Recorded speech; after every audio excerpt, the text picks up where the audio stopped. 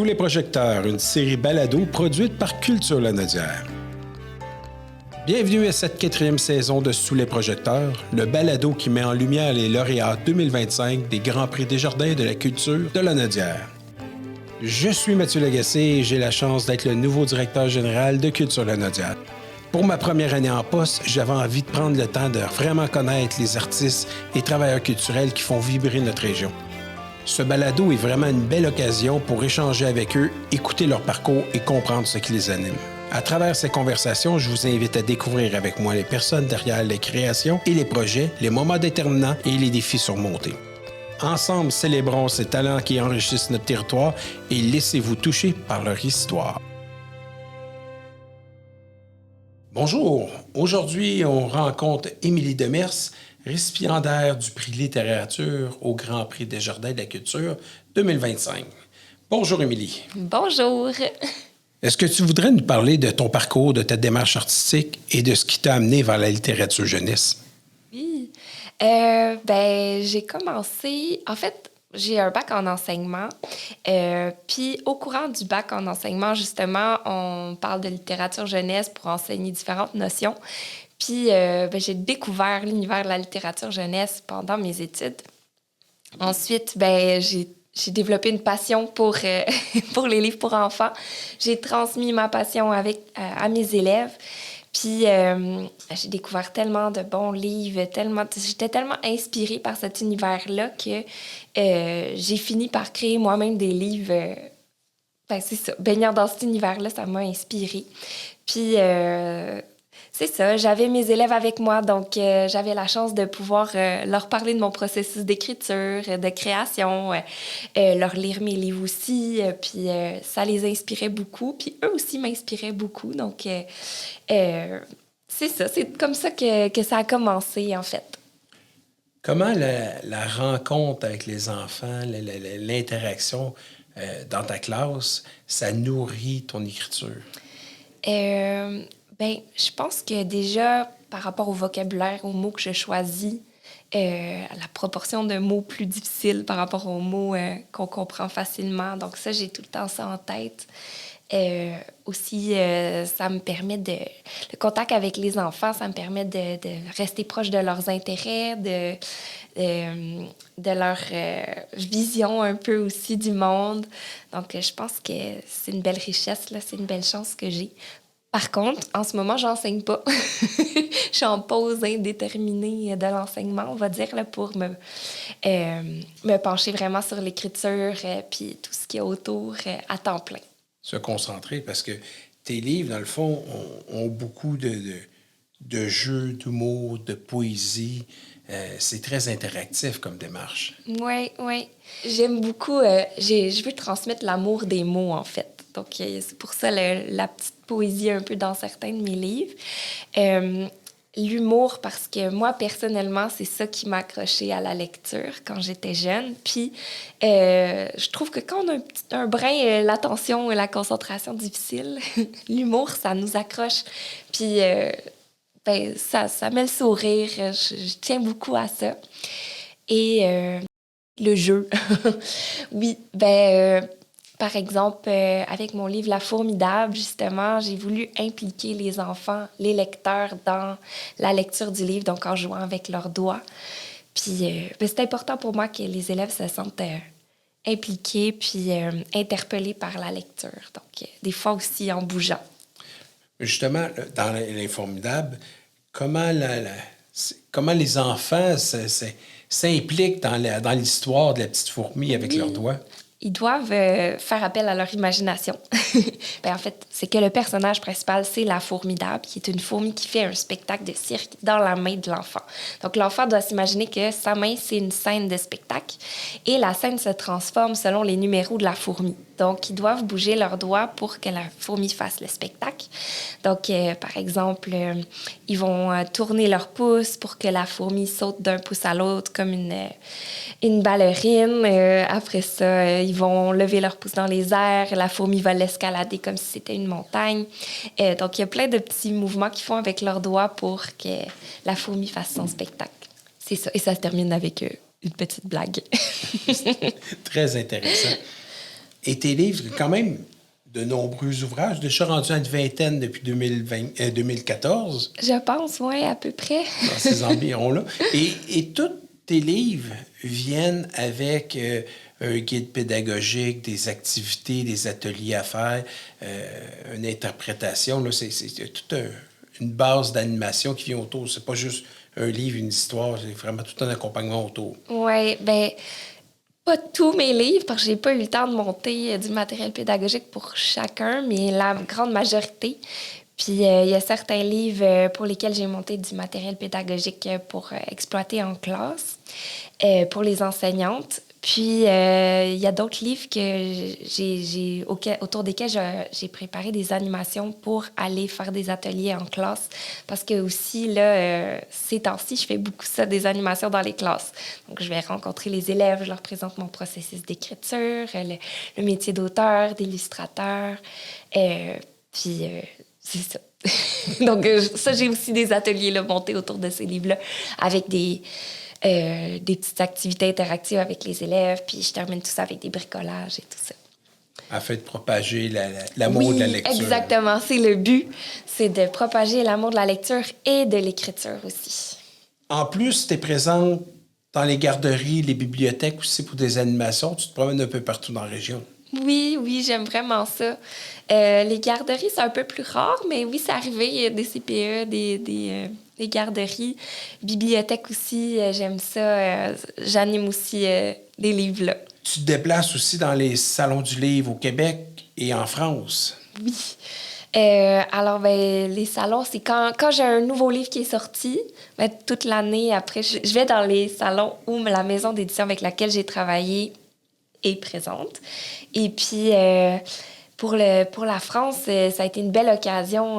J'ai reçu la bourse de déplacement du Calque, puis une autre année du Conseil des arts du Canada. Donc, à 2 reprises, j'ai pu aller au Salon du livre jeunesse à Sainte-Saint-Denis, qui est quand même près de Paris, là. Donc ça, c'est vraiment c'est une super expérience parce que là, j'ai rencontré plein d'acteurs du milieu du livre. Même du Québec, là-bas, on dirait qu'on tisse des liens plus facilement, comme on n'est pas chez nous. Mais aussi des gens de là-bas, là, puis j'ai découvert toutes sortes de belles maisons d'édition qu'on ne connaît pas ici au Québec. Leur façon de fonctionner aussi est différente. Donc, ça m'a rempli de plein de belles idées de projets. J'imagine, c'est des grands événements de réseautage. Oui, vraiment. Maison d'édition, tu travailles quand même plusieurs maisons d'édition. Là. C'est ça, une vingtaine de livres, mais tu n'es pas juste avec une seule. Non, en fait, chaque maison d'édition a sa ligne éditoriale. Donc, moi, quand j'ai une idée d'un livre, je me demande tout le temps au début avec quelle maison d'édition est-ce que ça aurait plus de sens, ce livre-là.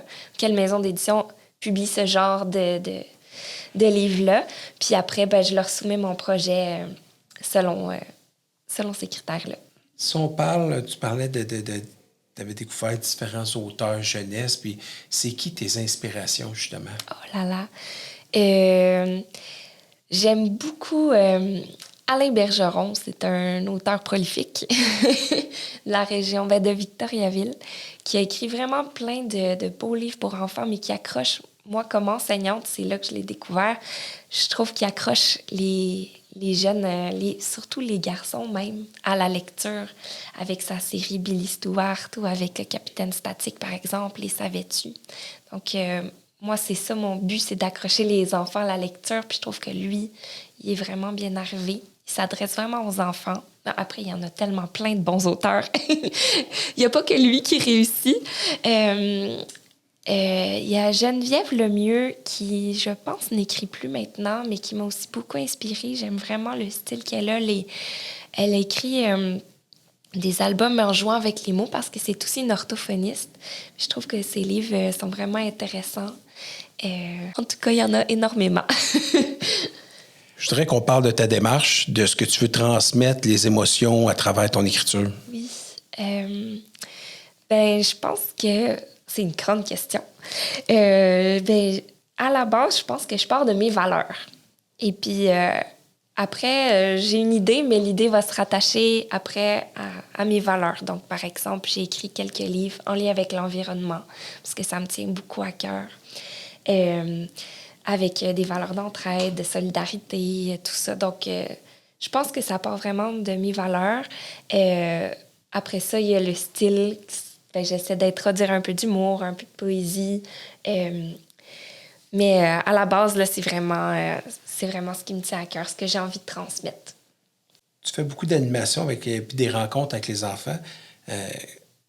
Comment ça influence ta vision de la littérature?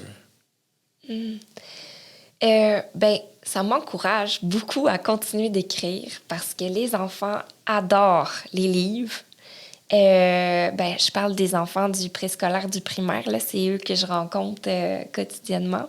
Mais vraiment, ça m'encourage. Ils aiment les livres, ils sont curieux de savoir comment les livres sont fabriqués, qui sont les auteurs, qu'est-ce qu'ils font, les illustrateurs, comment ça se traduit une journée dans la peau d'un illustrateur. Ils veulent savoir ça, ils sont super curieux, ils aiment l'objet livre. Je pense que c'est ça, ça m'encourage vraiment de les rencontrer quotidiennement, puis ça me donne envie de créer encore plus pour eux, mais aussi ça me donne de l'espoir parce que dans un monde où on est à l'ère numérique, on a accès trop facilement à des écrans. Ça me donne l'espoir. Je me dis, si on continue d'écrire des bons livres comme on le fait au Québec là, pour les enfants, il y a moyen qu'ils continuent d'aimer les livres puis qu'ils choisissent le livre des fois quand ils ont le choix entre le livre et l'écran. Là. Mais je pense que la force de tes livres, c'est l'interactivité que tu intègres pour les jeunes. Le jeune doit s'impliquer dans le livre, il n'est pas juste spectateur. Ben, j'essaye le plus possible, oui, mais oui, c'est sûr que ça, je trouve que ça peut aider. Là. Par exemple, La Formidable, c'était mon but au départ. L'idée m'était venue, ça faisait longtemps que j'avais l'idée, ça a pris du temps avant que je l'écrive, mais quand j'enseignais des fois au préscolaire, puis je trouvais que les enfants, ils sont super concentrés, puis intéressés, puis ils se sentent vraiment interpellés quand on les amène à faire des gestes ou des chansons, tu sais, quand on les sollicite de cette façon-là. Puis je me demandais, il existe des livres qui le font, mais très peu. Puis j'avais envie de créer un livre qui puisse vraiment les faire se sentir interpellés à 100%, puis qui leur donne vraiment envie de faire partie de l'expérience du livre, là. Puis ce livre-là, quand je l'anime en classe, là, ça fonctionne vraiment bien là, en maternelle, surtout première année, et préscolaire 4 ans. Puis même avec mes petits garçons, là, on l'a lu plusieurs fois, puis ils aiment beaucoup. Ça fonctionne toujours bien. Là. Je me rappelle mes enfants, quand ils étaient plus jeunes, un de leurs livres préférés, on rentrait nos doigts et les doigts devenaient des personnages à chaque page. Oui. La trompe de l'éléphant. C'est le fun, oui. Ça sollicite aussi beaucoup la créativité. Ça, c'est vraiment génial. D'ailleurs, dans La Formidable, c'est quoi le plus grand défi que tu as rencontré pour écrire ce livre-là, pour le réaliser? Je le sais plus. Parce qu'il mijotait tellement depuis longtemps dans ma tête qu'une fois qu'il est sorti, il est bien sorti vite quand même. Ça s'est écrit... c'est sûr que je l'ai retravaillé beaucoup après, mais ça n'a pas été mon livre le plus difficile à écrire, disons. Je l'avais tellement mijoté dans ma tête avant là, plusieurs années qu'on dirait qu'au moment de l'écrire, ça a bien été. C'était au naturel, c'est ça? Oui, alors que d'habitude, c'est un processus. Le processus de création, d'écriture, pour moi, est beaucoup plus laborieux. La Formidable, ça a été relativement simple. C'est drôle. L'écriture, c'est une corvée, c'est difficile non, comme... Oui et non, parce qu'il y a toujours des phases. En général, moi, j'adore écrire, j'aime ça. J'aime trouver des idées, puis après ça, mettre sur papier, puis que ça prenne forme, puis tout ça. Mais il y a une phase que je trouve difficile, là, entre le moment où j'ai trouvé mes idées, puis le moment où... c'est ça. Je commence à écrire. Quand je commence à écrire, oh là là! On dirait que... au début, ça va bien, là, ça sort, puis là, je me relis, puis je suis un peu... Je sais plus comme quelle langue prendre, je me relis, puis là, je sais plus si c'est bon, c'est ça. il y a un creux à un moment donné, mais chaque livre que j'écris, ça me fait ça, à part La Formidable. Où là, je sais plus si... c'est ça, j'ai des doutes. J'ai l'impression que j'écris quelque chose, là, je le relis, puis je suis pas sûre que c'est bon. Je suis pas sûre que j'ai utilisé les bons mots, le bon angle, que ça a de l'intérêt. Je me remets tout en question. Ben, c'est l'éternel recommencement, C'est re-questionnement. ça. Puis Mais- c'est nécessaire dans le processus parce qu'après, ben, j'ai réussi à avoir ce regard critique sur ce que j'écris, peut-être un petit peu trop, mais quand même, ça me permet aussi de retravailler de tellement de façon le texte qu'à la fin, ben, je suis vraiment satisfaite de ce que ça donne. J'ai vraiment l'impression d'avoir fait le tour de ce que ça aurait pu être, ce texte-là. Puis ben, c'est sûr. Aussi, je demande beaucoup d'aide, là. Je fais lire mon manuscrit à un petit comité de lecture Des composé, personnes proches. oui, de proches, d'amis profs aussi, d'amis auteurs, pour avoir un autre regard. Puis après ça, ouais. C'est essentiel parce que des fois, on est dur, on juge, on est très critique envers ce qu'on produit. Oui, exactement. Puis même aussi on travaille tellement sur la même chose, on a les yeux dessus depuis tellement longtemps qu'à un moment donné, on dirait qu'on n'est plus capable d'être objectif puis d'avoir un certain recul. Des fois, je m'impose un recul, comme je travaille très fort sur un texte, puis là, fini ou pas, je lâche pendant 2 semaines à peu près, là, je le regarde plus. Puis là, quand je le relis après, on dirait que là, je suis capable de le lire pour vrai. Là, ça va mieux. Mais c'est ça, des fois, peut-être que c'est ça, au début du processus, là, je trouve que ça, c'est compliqué. Moi, j'ai un petit creux. Même, je trouve que ça affecte mon moral. Je suis un peu... J'ai l'impression, ma journée, est-ce que j'ai vraiment bien travaillé aujourd'hui? Pas sûr. Peut-être que ça va être à reprendre demain. Où je m'en vais? Est-ce que c'est dans la bonne direction? Ouais. Est-ce que tu as un rituel pour l'écriture? Beaucoup de tisanes. Ça, c'est pas mal ça. Mais j'aimerais avoir des rituels puis pouvoir m'accorder plus de temps, tu sais, un temps précis chaque jour ou chaque semaine, mais c'est un peu compliqué avec l'horaire, tu sais, les animations. Là, j'écris aussi pour le scolaire, ou tu sais, il y a plein d'autres choses. J'ai des jeunes enfants. Donc, c'est ça. J'ai pas vraiment de rituel, mais dès que j'ai le temps, je me plonge puis j'en profite. Tu es très impliqué dans la médiation culturelle et la promotion de la lecture. Pourquoi cet engagement? Oui. Ben, d'abord parce que je trouve que la lecture, c'est très, mais très, très, très important. Tellement important pour même les adultes, mais bon, surtout pour les enfants parce que ben, déjà, ça aide au développement du cerveau, au développement de l'empathie, de l'esprit critique. C'est une source, la lecture, c'est une source d'information, mais c'est une source aussi de paquet d'autres choses, de ressources. Puis c'est tellement riche, la lecture, c'est un accès à la culture, c'est un accès qui est facile aussi à la culture. Tu sais, c'est pas comme aller voir un spectacle, ça peut coûter cher, il faut être disponible cette date-là. C'est quand même plus accessible via la bibliothèque, les croque-livres, etc. Puis la lecture, ça développe un paquet de choses pour les enfants. Là. C'est incroyable, là, tout ce que ça peut développer chez eux en partant de capacités à l'école. Par exemple, un enfant qui aime lire, qui lit bien, ben, il va réussir mieux en général à l'école parce que l'apprentissage de la lecture, ça aide à développer un raisonnement, ça aide à tellement de choses qui sont après ça nécessaires dans toutes les notions à l'école. Puis même pour vivre en société, la lecture, ça amène l'empathie, la compréhension des émotions des autres, parce qu'on peut se mettre dans la peau des personnages. Oh, je pourrais en parler des heures, là. La lecture, je trouve que c'est vraiment important. Puis je trouve qu'en ce moment, est un peu menacée, la lecture, par le fait qu'on est habitué à avec les réseaux sociaux, par exemple, les écrans, à plein de petits trucs courts, rapides, qui ne demandent pas d'attention, concentration, alors que la lecture, c'est l'inverse.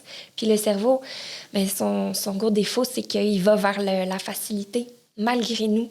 Donc, ça demande un effort de prendre le livre. Même si on aime lire, ça peut demander un effort. Donc, c'est ça. Je milite pour la lecture parce que je pense qu'en ce moment, l'effort, il est important, puis il faut qu'on facilite...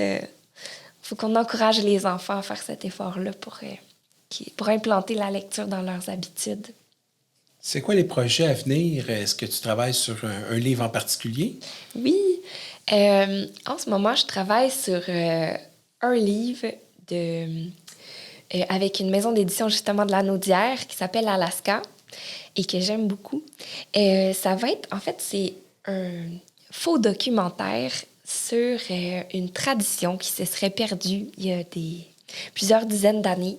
C'est les portes en papier. Donc, c'est un livre qui explique aux enfants qu'autrefois, les grands-parents, les arrière-grands-parents, ils fabriquaient les enfants des portes en papier, puis ils les découpaient, puis ils les collaient sur le bas d'un mur dans leur maison, puis que ça attirait cette porte-là. Derrière cette porte-là, en fait, c'est ça.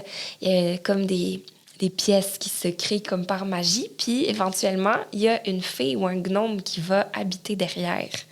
Puis, dans le fond, je donne plein d'informations fictives là, sur les fées, les gnomes, puis sur toute cette tradition-là. Puis, j'invite les enfants à créer eux aussi des portes de papier pour créer cette tradition-là chez eux.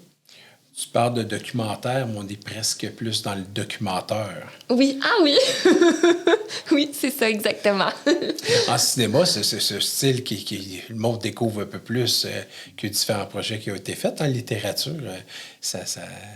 Oui. C'est une belle nouveauté. Oui, ben c'est vrai qu'il y a des fois des faux documentaires comme ça, là, des documentaires, j'aime bien le terme, qui ont été écrits, puis je trouve que c'est vraiment, c'est le fun. Soit c'est humoristique, soit ça cultive vraiment la créativité.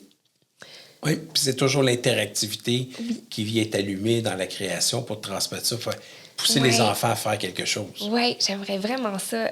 Mon rêve, là, ce serait qu'après ça, tout le monde au Québec fasse des petites portes en papier. Ça serait le fun.